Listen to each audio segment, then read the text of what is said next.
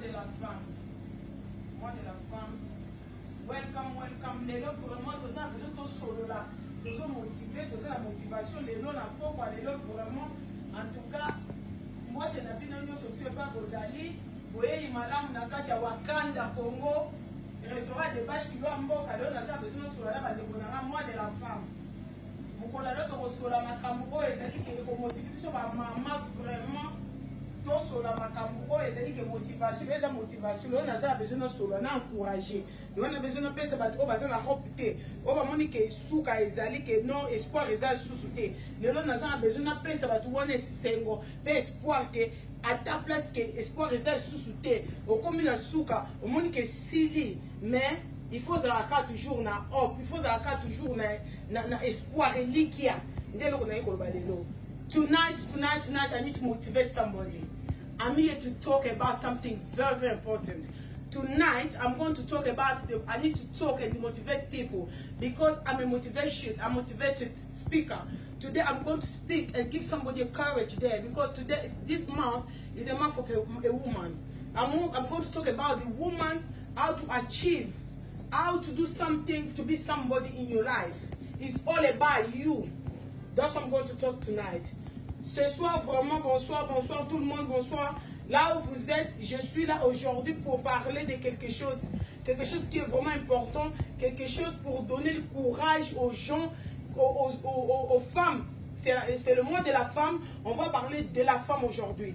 J'ai besoin de donner l'espoir à quelqu'un qui est désespéré, qui croit qu'il n'y a plus d'espoir. Je vais parler avec ce soir à cause de ça. Alors, on va parler ce soir, on va commencer. Dans la lire de notre show, talk show, on va parler, on va motiver. On va vraiment motiver ce soir. En tout cas, bonsoir tout le monde. Je vous invite vraiment, Entrez vraiment, venez inviter les gens, partagez, je vous aime. Bonsoir tout le monde, on est là ce soir, on va parler. Tonight we're going to talk. Please guys, share wherever you are, whatever you do, please stop because I've got something to share with you guys. Tonight, I need to motivate somebody. Tonight, I need to give somebody a hope. You know, I need to tell you that tonight, hello, babe. Hello, wish. Oh, thank you, my darling.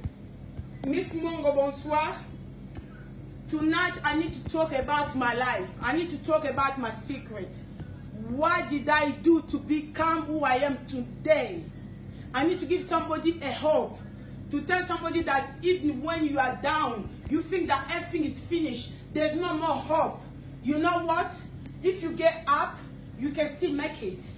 When you are there, you still breathing, you can still make it. That's what I need to talk tonight. So guys, please send me some love.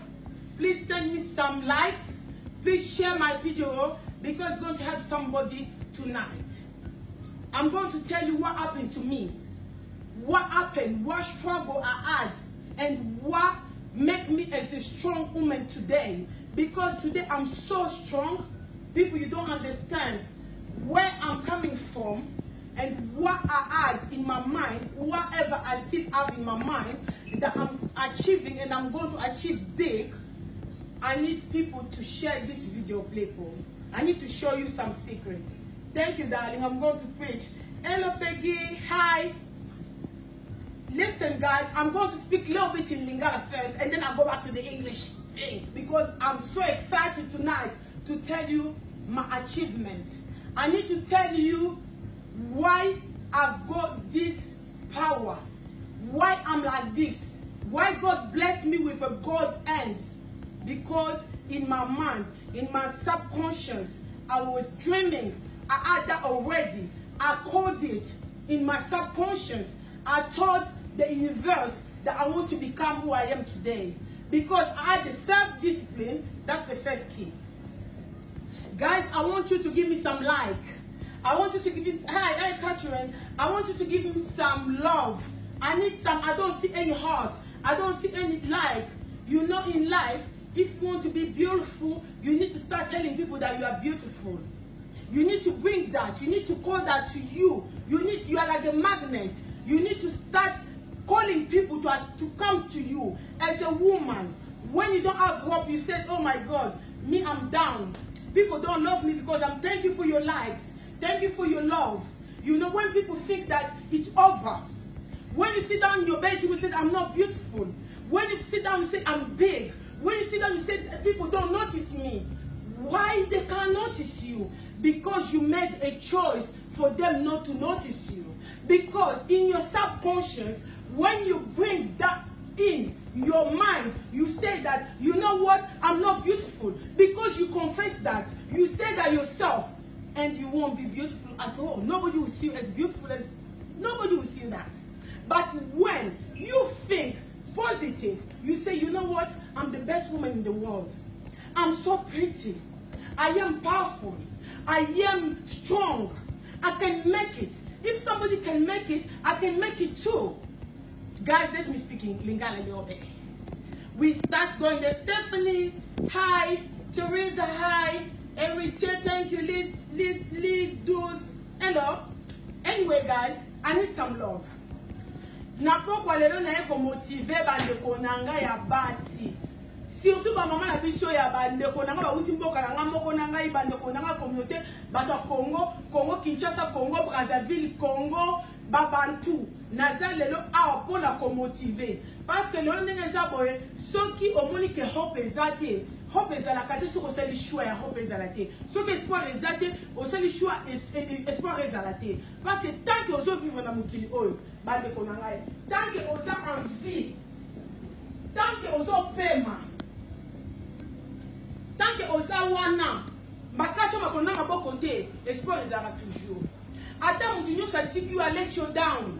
Mutu nyonso atali yo na sa step na yo, amateli yo anyati yo. Mais soko oza na espoir, okomona succès na yo soko zo kanisa yango. Yango lelo naza kokende kosola makambu ya mutu. Mindset babenga en anglais, na français ezali makanisi na yo donc na français ezali bo edenga bandeko, bo edenga toto bonsoir, bo edenga na makambo na solo na beta lelo. Naza na besoin to solo na besoin motiver. Maman, secret pour la succès. Pour la succès on qui les ali self-discipline. Donc self-discipline est un outil cause na ba discipline mo ya yo mo comme pesi discipline on dit que ngana ndenge za bona ça besoin na comme mutu na sala kasuki. Wana za liboso. Donc le tingai na vie na ngai l'air na ekipoto na lobaki ke na so na bandeki mamu musala. Na zo sala na ba kokanga ba enveloppe mais dream na ngai ezali ke nga il faut na sala shop na balabala o nga na sala shop na bandeko na mutu na nga. When I start thinking about making a business, I was thinking opening a business on West Boone Road, exactly where I am right now. On the side where I am now, I was passing. I remember very well the day that I was passing. I think it was 1997. I was 20 years old. That time, I was passing the other side where my restaurant is, the opposite. I was looking at this side and said, one day I'm going to make a shop over there. I was thinking about it. I put that in my mind as a mindset. Thank you. And then I call it, you know, I call it, and it come to me. Listen to me, guys. I need to tell you something. When I came here, I didn't think about becoming who I am today. But because it was in my mind, it was there. I call it from the universe. This is what happened today. I had a lot of struggle, especially when I opened this business. A lot of struggle. I had a lot of negativity, people around me. I had a lot of bad propaganda around me. I had a lot of people let me down. But because I had that in my mind, I wanted that so badly, and then the universe give it to me. This is the secret. Why I am blessed. Because today, when I do my self-inspection, I'm asking myself, so far, what did I achieve? And what I'm going to achieve next? What is in my mind? The self-discipline is the key. The self-discipline first. The purpose. You need to ask yourself, what am I here for? Hey, woman, basi ba mama. Il faut que me tourne la question. Ngana na mukili ko sala nini? Purpose na ngeza li nini? Sans na ngeza lini na eko sa ni na mukili. Ba mama na ngai le rozana mobali libale zo simba lisusu te okanisi ekomi na suka. Olobi ke libale kufi nango na kosala su nini naza useless na mokili. Nana wa biso koza useless mama. Le revandi bozo belo ko kosala te. Vanda tala potentiel. Nzamba sala mutu nyos na potentiel na mokili oyo. Luka potentiel na yo. Sale loko olingaka. Nde loko na ko lobela na pokwa lelo. Ba mama pesa nga bolingo. Ba mama pesa nga bolingo. Ba mama pesa nga bolingo na sala besoin na ngo pesa nga ba love no so na mité matin so na ba like te. Le les ma cambier ba mois de la femme. Dans sa première semaine ya mois de la femme, ngane ko so na ba femme, spécialement ba femme congolaise. Na ko so ba femme congolaise, na ngine so ba femme congolaise ke place nini espoir mesili. Place au komi ki ozana suka, ozo ko osa esu eloko moko te. Espoir ezali. It's all about you. It's all about what choice you're making. What you want in your life. What you want. You ask yourself a question. What do I want? What do I want? Hein? Merci. Loulou, merci. Ozo mitu na question. Na lingaka nini? Na salini eki na poto awa bande na ya poto na sala kanini. Eloko na ko sala na vie na moi. Eloko na ko sala eloko ke na za sute bana ba kotika la nango. It's not all about financial. It's not about money. It's not about money. It's all about what you need to leave to your children. What is the legacy? Bande ko ba mama. Est-ce que tu naka? So de ngana ko fino tuke ba na ngani. Eza ka mbongo te. Okutika ba no bolingo. Okutika ba no éducation malamu. Okutika ba no ba memory, good memories. Est-ce que ba mama? Botu naka question wana?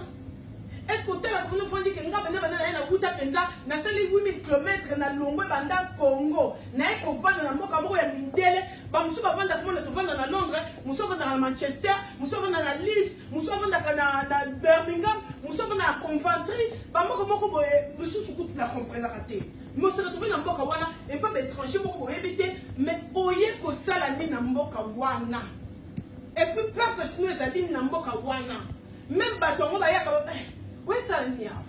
Bando the Salani. Okoti by Batukin housing. But do you how long you been here?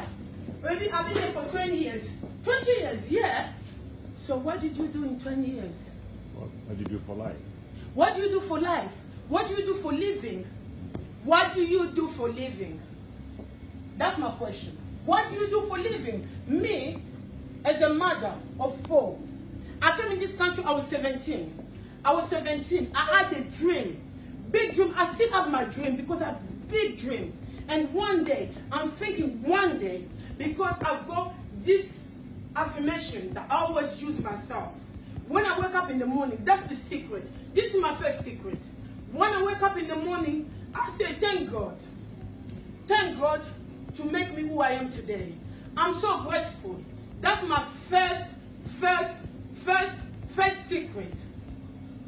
I always say to God, God, I thank you for giving me these beautiful children. I thank you for giving me beautiful people around me, to give me this loving husband. I thank you because I'm beautiful, because I was here for purpose. You have to use the affirmation, my people. Use affirmation. Always use affirmation. Say, God, I'm so grateful because I'm beautiful. Because you're confessing that you are beautiful. You confess it yourself that I am strong. I am humble. I am love. I am peace. The power of I am.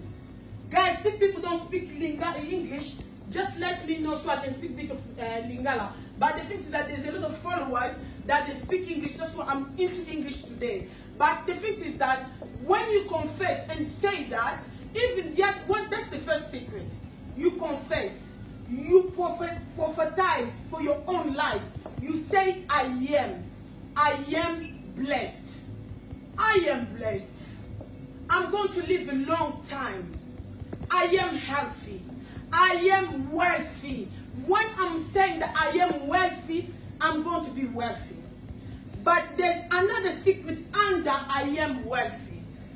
Giving. Is the power, my people. You don't need to give a lot. You can give love. You can wake up in the morning and share whatever I'm sharing right now. Because I've got no time to come in and start preaching the way I am. Preaching is not about preaching in God's word and take a Bible. I don't see any love, any like, any comment. People, I'm trying to motivate somebody tonight. Are you there, guys? Are you there? Hello, Wakanda. For life. What person about love? What person about love? Like Sanga Bozawana, Bozawana, Kangesi Bozoyo Karabandeko. Bozawana, Nazomona sing Mokote Bozawana, Bandeko Bozawana, Natika Nanga, Natika Kasiba, Mama Bazana Beso Motivation, Natika Nanga, Mama Bozali, Namoni Angie, Sugar Babes, Adelina, Liliane, Patrick, Carlos, merci pour moi pour la biso, Bandeko Nangai, Lenga Naiki Namboka Oyo, Nabandeki Nanukosala, Lenga Nabandi Kosele pa Mundele, mais Mutu Nangai, Nakatia Mutu Nangai, Nangeki Kosale pa Mutute, parce que Zaki aime Nanga, Nangeki Kosale pa Mutute, Nalbaki qu'il faut na telema, na kei na collège. Malgré na zaki la bana mi balé wana misato. Na kendeki collège, na seli collège 4 ans. Ya malili ya souffrance na sala 4 ans na collège, na bazemi pena terme ni na boda. Na boda na césarienne mais l'air na so boda na sisi examen à classe. Ya classe ya examen souka pour na passer et na sisa ni nanga na utu koko na césarienne. Na longwa na ndako na tiki beba il y a 3 jours. Na ke ko sel examen. Pour na ko sa classe. Examen na sala ka batumi bali mutu baleka na examen wana. Guess what? Tellement na zaki déterminé parmi batumi bali ba passer qui j'étais parmi. Na ote koko de césarienne. Bande ko nangai. Merci maman. Ezalaki motivation, ezalaki bolingo na lingaki yango. Pona lingaki yango mama, yango na lingi yo pe lelo osala self inspection. Omi tu na question. Eloko nini na ko sala na mukili oyo? Eloko nini nazali awa pona? Ngai na yeki na mukili no bike ngai na nyina sala ngai suki, na ke na sali suki, malgré na zeki na zemi, malgré na komaki na suka, malgré na pota ki na pota, na tika kiti. Lelo ata ozana situation nini ozana ngo potika te. Lelo komi na suka, ongo tika. Espoir il faut ça. Po mabe ezali liwa. Ndeko nanga na ekola musona poko alelo. Lelo kozona ke komi na suka makambo na osala zo simbate. Na biki zo simbate. Eza yo moko muto sali choix. Parce que soko la muki na tongo, otele mo biki ngalelo na kosilisa likambo oyo. Okosilisa ngo. Eza kaka yo moko. Eza choix na yo muto lingi. Na ekola musabino na poko alelo po eza moi de la femme. Ba maman botelema. Maman est-ce que oyeba power? Oyebi pouvoir ozanango na mokili. Maman, est-ce que oyebi ko changer mokili? Maman nzamba sala yo na purpose moko. Asala yo na tina moko. Ozali yo na mission moko. Est-ce que ba maman boyebi ke nzamba sala na mission moko na mokili oyo? Boza ba maman. Makamu se bandaka na maman. Soko tele Afrique benga o motherland. Hein? Soko tali forêt nature. Hein? Babenga nini? Nature babenga ngo nini? Maman azali vie. Maman muto pesa ka vie. Maman muto botaka. Maman muto makazemi. Maman nanza muto eba mystère ya mwana lera makana kati ya libumu. Maman muto eba ka le mwana ningala ka tuti. Maman muto ayebaka. Maman il faut y avoir pouvoir na yo. Il faut y avoir nzamba sala na mukilipo na ni. Oko changer situation. Leo bana baza malamu te. Bana baza na comportement bien te. Maman oko vanda o changer bana. Oza na pouvoir. Maman oko changer mobali na yo. Soko lingi. Tout ça moi de la femme. Lelo na yeko lobaka ka positivité. Na ça na besoin na motiver mutu moko ni banda wana. Waza komona ke opeza desana. Banda bona na sisi hairdressing na ngai. Tu vas kukuta na place à salon. Ngana mukina ngana na zaka na besoin de la na iba ka teke un jour na talent wana ya kozela hairdresser. Mais na kuma hairdresser. Na benda ke na mutu na nga. Na conscience na nga. Na créer yango après na benda yango et comme réalité. Et bandaki it was the doors. Open doors parce que l'air na bani hairdressing place mo se fungwa maki. Na comme hairdresser na bandi ko sala suki Là bandi ko sa suki na vani ngabi te ngana lingi suki te ngani na sala restaurant. It all start in the hairdressing. Malgré na sala qui na sala potentiel, malgré na lingi yango, mais na lingi na changer, na extend my dream, what I need to achieve next. Bandeko, l'air na telemi, na sala qui motive, na sala qui tellement courageuse, mon courage wana yon na sala pesa ninga lelo na poko lelo. Na sala na bana. Nasa bana bafuta ngape mbongo bafuta apenda ku ngwana bano futela ngandaku bazo futela ngambongo. But guess what, let me show you the house na say uncomfortable. I was uncomfortable. I said, oh my God, since when they asked me, well, how long have you been here for? And I'm like, that time I was like, I've been here for 10 years, and what do you do for living? I can't say anything. I'm not working at the moment. I'm on benefit. Don't get me wrong, it's not bad to be on benefit. But sometimes in a common stage, moko, oza besoin d'un benefit sous-souté. Et comme on a stage, oza besoin d'un benefit sous-souté. Il faut changer step. Oh, on a step oyo, ok na step oyo. Bah maman pose na power, pose na pouvoir. Il y a pour changer situation. Exactement ce yo lingi.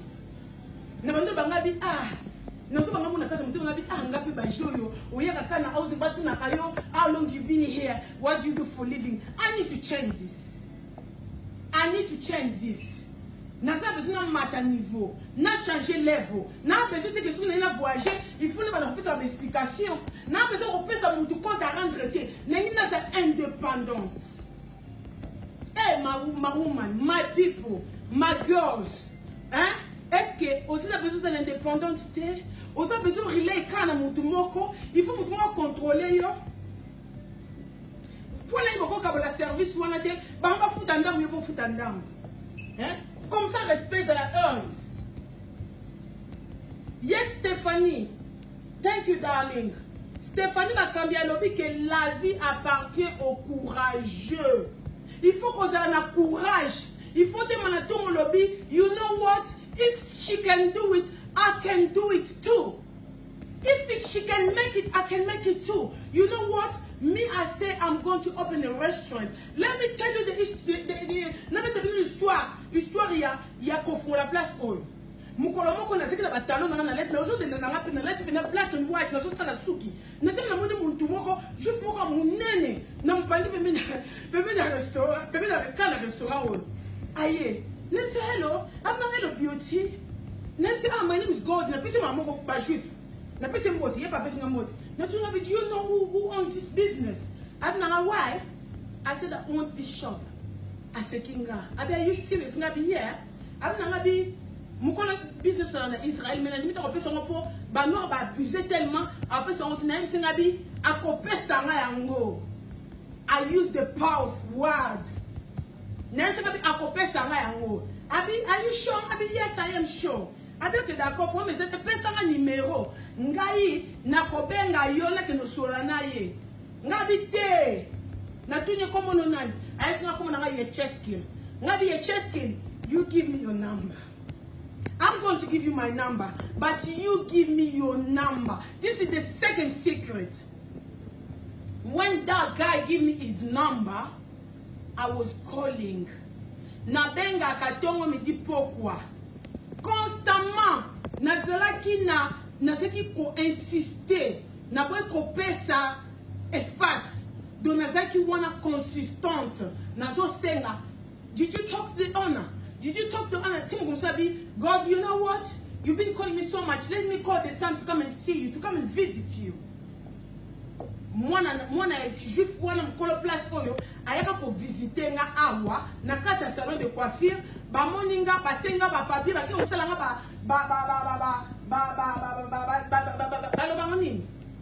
ba contrôle ba sali ba credit check ba se ba makamusu ko mbeba ba tellement comme belé les monika mamusu za so bien. Et là, comme sous la vie secret, il faut la organiser. Il faut la organiser. Il faut faire attention à combo. Les gens qui ont il faut discipliner ça. Il y a un autre qui a dit self-discipline. Alimente, yes. Makamunyo se banda kana mutu. Makamunyo se banda kana mutu bande konangai. When I tell this guy that I need that business, I was really know that I'm going to have that business. It was all started from my mind, all started from my subconscious, and then I brought it down and I make it a reality. Là ba pesinga place auto signer ba contrat auto c'est liste na bango ezeka numéro 71. Yes, ezeka numéro 71 ya pamba. Mais I need my bank. I don't have no I don't know what it is. Yes. So, and then from there, today, these people, they were so happy, they give me the other side. Yeah. They give me the other side. And today, the bash is so big. Bande konangai. Lero batu balobi ki okokate. Batu wana balobi. Nzamba lobi te. Yo lobi te. Dernier mot ya vie na yo, eza yo moko na nzambe. Eloko musu ezeli kopesa na bato bazangi. Oza bezo kopesa mingi te. Muki ozo tambola moni homeless na nzela. That's another secret. 1 pound, 2 pounds with your heart. You don't do it because people want to see. You don't need to go, yeah, I'm not attacking people like these people give to the church. I'm not against it. But what I'm thinking is that you need to give to people that they need it. People in the need. When you go somewhere, somebody make a choice to be outside in the cold, you think somebody can just sit down there? Yeah, I know that there's some people that are abusing the system, but not all of them. There's some people out there, they're in the need. They need some help. When you go somebody, you pass by and you see somebody like that and your heart tells you to give, please take even 20p. At that 20p. In your heart, when you do it with love, you feel sorry for that person. You give with that expectation. You give and you forget. You keep going. Like, you know what? I just give my 20p, but I'm going to have more tomorrow. You don't expect to have more tomorrow. That's another secret. When people say that you can't do it, when people they let you down, they say, you know what? Akokanga. Nakokanga te. Nazana slogan mon asana baka debash. Ti 2215. It's by purpose. Because I know whatever I'm saying in my mouth, it will come to reality. The power of word. Mama, espoir esilité. Ata mobala kei. Mama ozana power ko changer makambo. Ata bana ba baby, ozana power ko changer bana. Bota ba histoire ya mukindenge zo salama. Anthony Joshua, grâce à boxer munena, akumi na place ya ba Mike Tyson lelo. Ba Mike Tyson lelo, aza ko bunda, mona no sauter l'histoire na ye. Aza mona Finchley, ya North London. Espoir ezalaki te. Mais tu yebite mona na lelo ndenge za boye. Maman na sala nini pour mona na parce que mona wana ata zi mwasi, avant na pas mère na ye. Ata ate wapi asominda kuna North London, babongisi na kuna ndeba kanslo bakolela avant na akawana. Maman na ye aza pour quelque chose. Alamba kabiloko, ali akabiloko maman alambaka. Pourquoi? Parce que moi ça a un pouvoir. Moi si azali power. Maman lamuka luka autour na question yo mo komisela inspection. On met tout la question. On met tout ninga nazali apona nini. Et là on se dit que ba maman, il faut tout ça na secret moko. Tout ça négatif trop te hein. Maman c'est fali ba kambia. Ceux qui na mon bibi lunga wifi. Yo zali mutu ngande mutu te. Oso comprendre. Bibi big love. Toujours. Nazana love belé pour ma chérie. Ndenge za bo soki ozana bolingo. Le rozolo bake na lingi bibi ilunga wifi. Na lingi alimatu. Na lingi ndeko nanga Stephanie Bakambia. Lero nazolo bake na lingi Miss Mongo. Lero nazolo bake bande kono so balanda kangai na kata restaurant de Bash Kilomboka. Ata balanda kangai te na lingi bango. Me bolingo kozongela nga.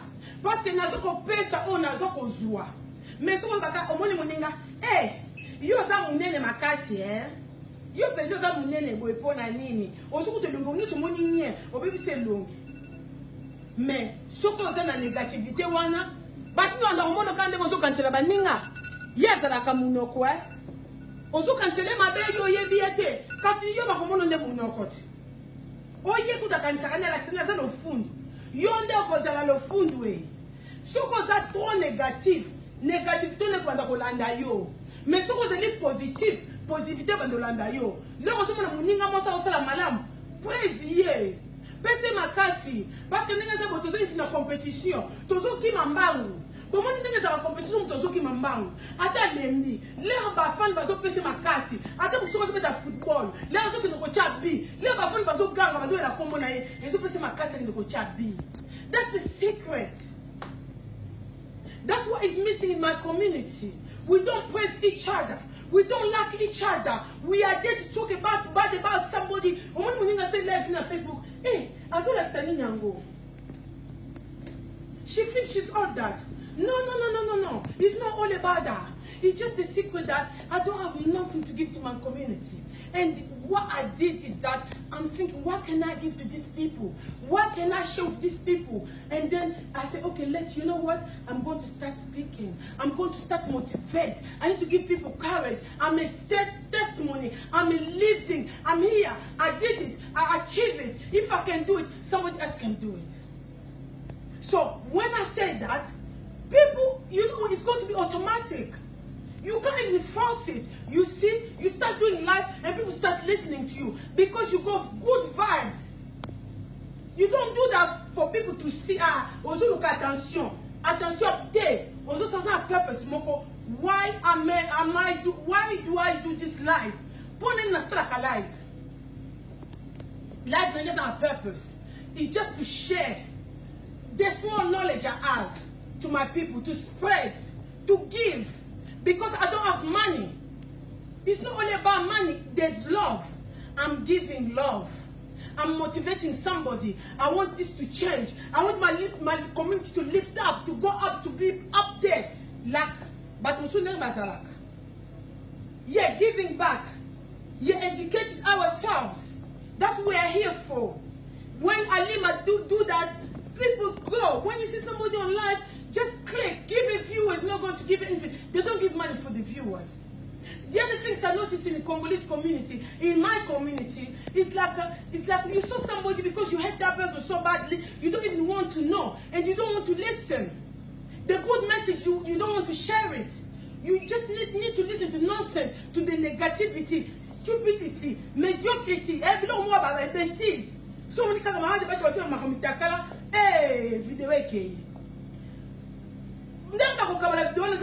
You know what? The things that I was shocked is about that is I shared a video of Chinese people singing Lingala. I was so shocked. I did it by purpose. That video is like 49 whatever K. It's so they spread that video so badly. But when a Congolese person like me doing good things for my community, there's just like a few people watching.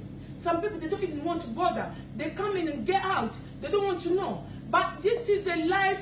This is a gift. This is a secret. Because this can change your life. Can turn everything over. Stand up and step up. And change. Climb the ladder. Slowly, surely. I did it. I achieved a lot in this country. I came here, I was 17. I'm 40 today. I cut hair, I do wigs, I do everything. I sell na banda kolamba na hairdressing. Nga restaurant banda kolamba na hairdressing. Avana sala banda kolamba na kata shop. Na zo lamba biloko na ocha na kata ball na zo teka. Alors là bazo na bad messages. Bazo sala ba spread ma beba campagne. I be lamba te. I always say, who said that? Les goûts et les couleurs ne se discutent parce que bayaki aïbi kosolo la té les ozo ke na ba message wana ya mabe. You don't even know the person. That's why God is making me higher. That's why I'm blessed. Me, I'm blessed. God bless me in all categories. I'm blessed, my hands are blessed. Anything I touch is blessed. I've got nice people around me. Like Alima, she always supports. You know? Thank you for your love. Thank you guys for your love. Like all the people that support me, not even financially, not even when they don't come to the restaurant, but they are there for me. When they say, hi Mama Gode, how are you? You're so nice. That is positive attitude. That makes me strong and strong and stronger. That's what I need to tell you tonight. I'm done. I need to say something in Lingala. I want to say this. Maman congolaise, tu es un moi de la femme. Moi de la femme, eza na oka moi mais ndenge eza boto eza na distraction te, eza kaka pona ba soirée te, eza pona ko sala self inspection. Ko sala komi tout na eza pona mutu, pona mindset. Omi tout na question le binga na yepe na poto na wumeli na boti pe bana. Le losunga na kufi bana ba otika la nani. Na kutika la mémoire ni ya kitoko.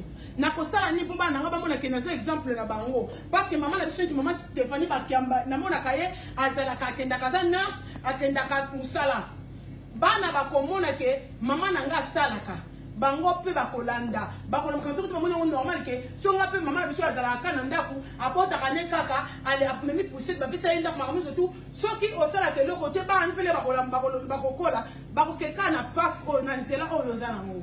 Donc maman c'est normal, maman la mukanato qui n'est pas été ngapi moi na poto na poto azukutu chance au Kenya classe était azana degré mon côté azana musalate azo la kaka benefit na ba taxpayer. That is wrong. Maman zala exemple ya maman Lima, zala exemple tellement que ne musala ata ba ko foutre la yo mukie.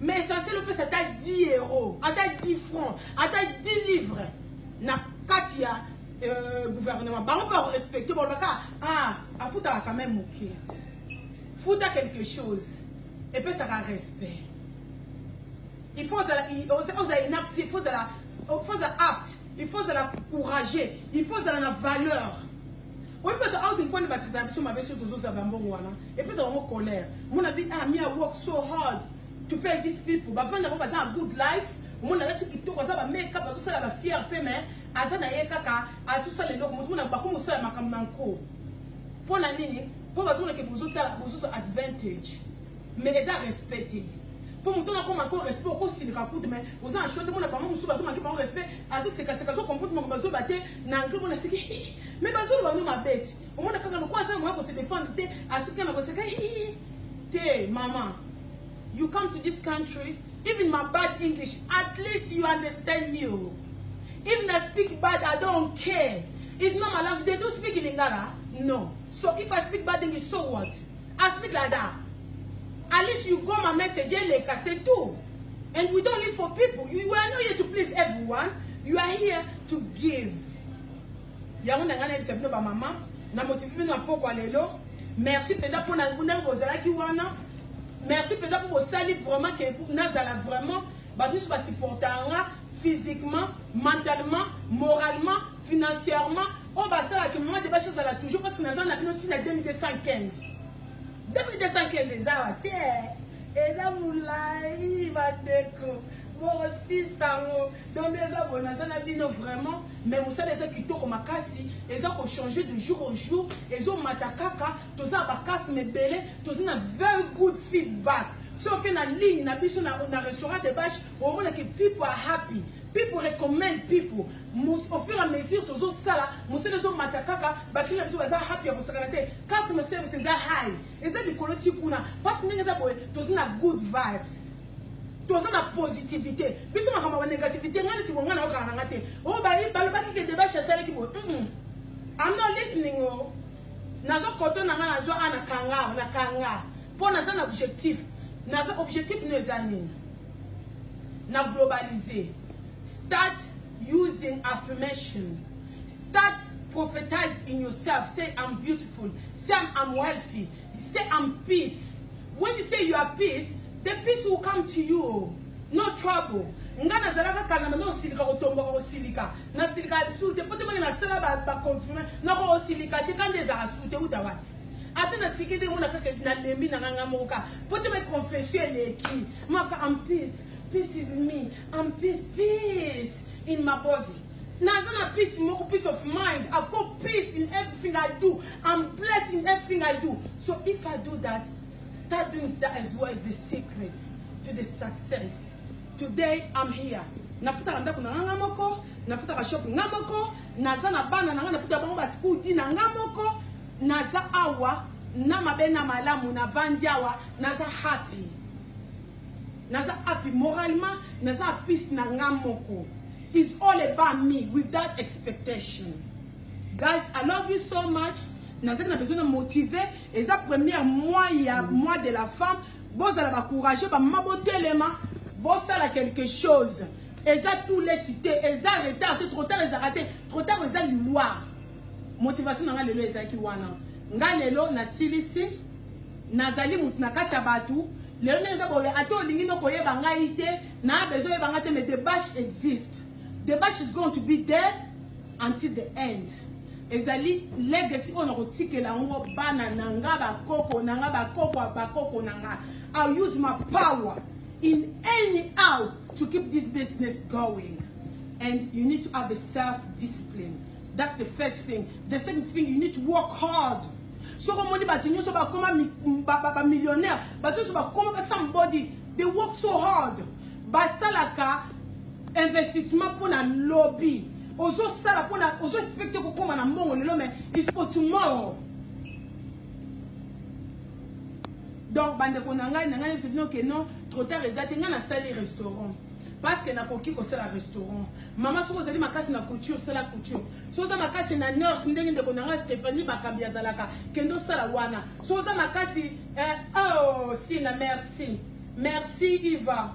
Merci vraiment. So za makasi na loko ko sala neti sina maman o passa permis. Félicitations. Okendaka musala félicitations ma chérie. Donc ndenge za bo ezande ngona faut telema. O se loko moko ko sala. Le ko sali yango ozo chip quelque chose mobile pas ko banga yo. On peut se faire respect. Parce que ozo me loko ngona mesa.